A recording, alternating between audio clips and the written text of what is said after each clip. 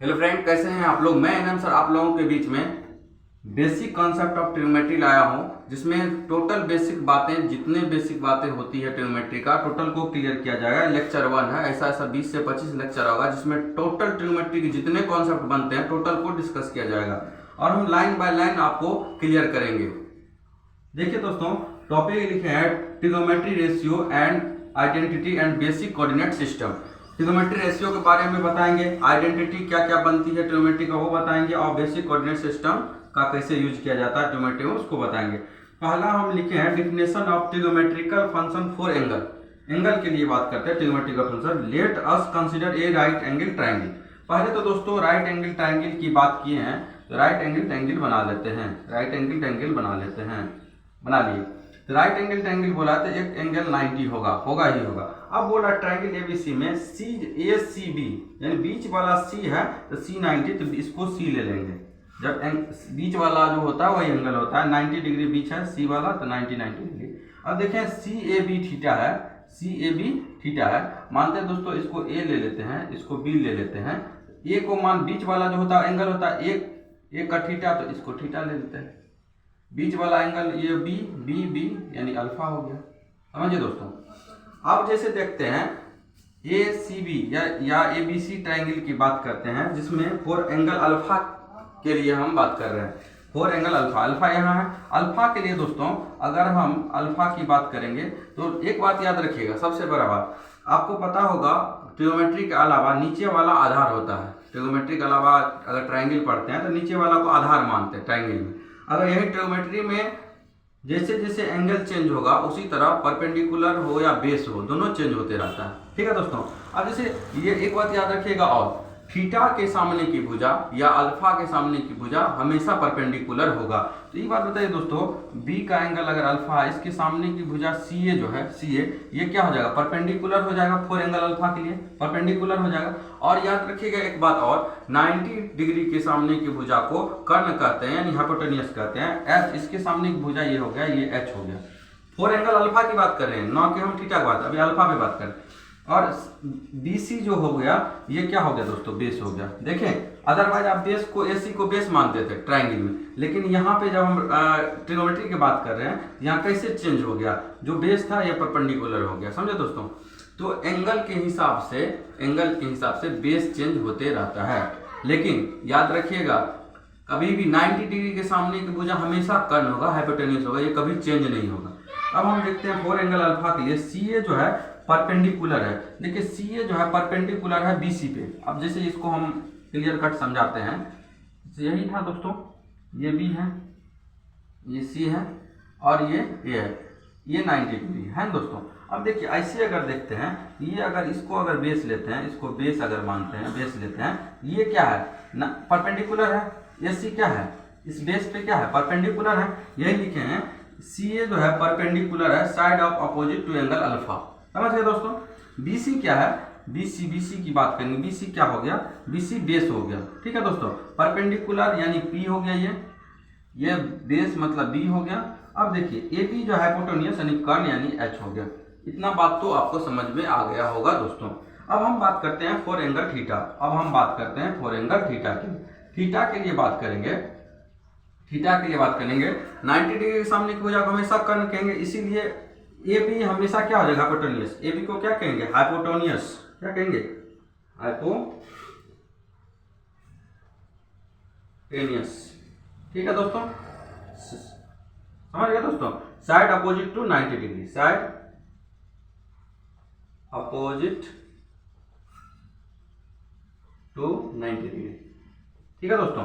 अब देखिए CA, इसमें CA का बात करते हैं। देखिए थीटा के सामने की भुजा को हमेशा बोले हैं लंब यानी परपेंडिकुलर कहेंगे, यानी P हो जाएगा, और ये परपेंडिकुलर P हो जाएगा। तो यानी इसको लिख सकते हैं आप, BC को क्या लिख सकते हैं, P लिख सकते हैं, यानी परपेंडिकुलर।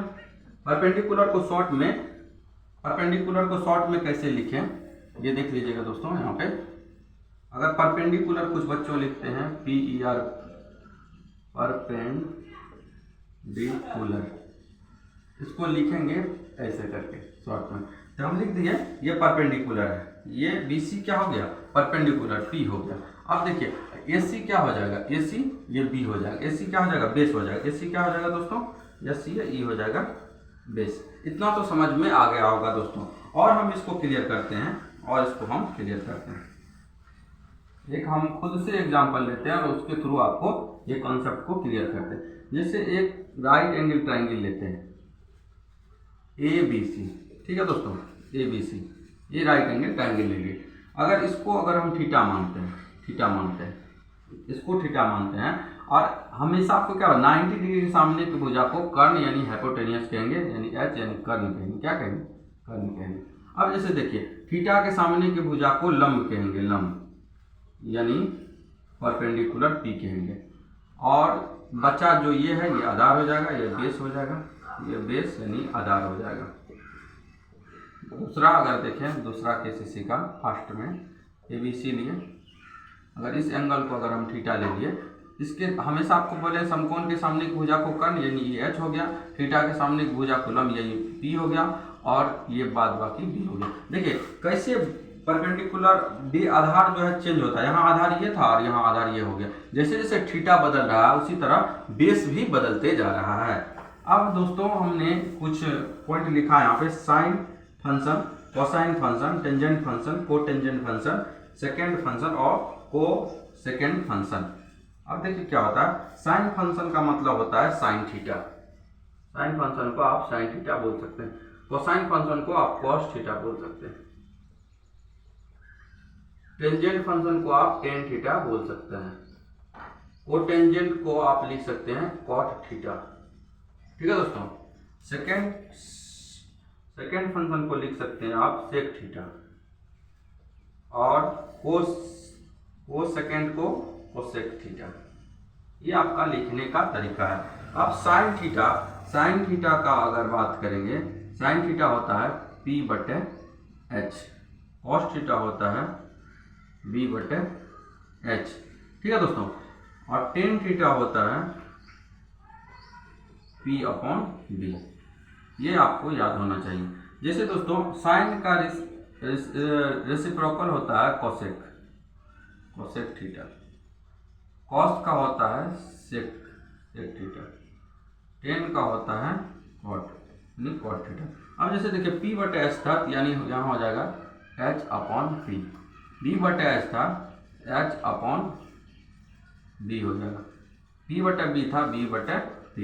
यहाँ पे P जो है P लंब को कहते हैं हिंदी में, B को आधार कहते हैं, H को कर्ण कहते हैं, समझे दोस्तों। देखिए साइन का उल्टा कोसेक, कॉस का सेक, टेन का कॉट होता है। इस बात को आपको ध्यान रखना चाहिए। एक चीज दोस्तों, जैसे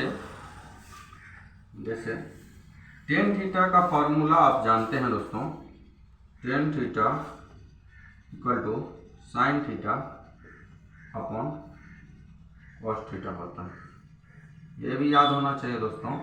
और